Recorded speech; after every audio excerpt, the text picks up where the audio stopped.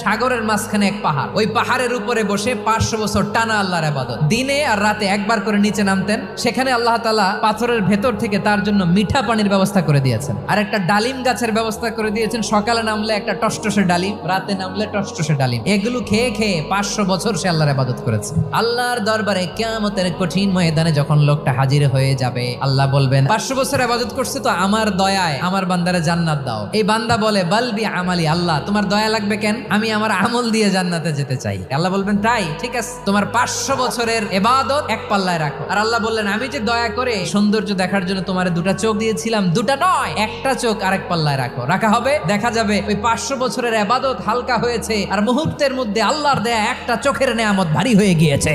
ফলাফল দেখো, হিসাব বলে তুমি এখন জাহান্নামে যাবা, যাও এবার জাহান্নামে যাও। এবার লোকটা কাচুমাচু করে বলে আল্লাহ এবার আমি বুঝতে পেরেছি তোমার দয়া ছাড়া দুনিয়ায় কেউ জান্নাতে যেতে পারে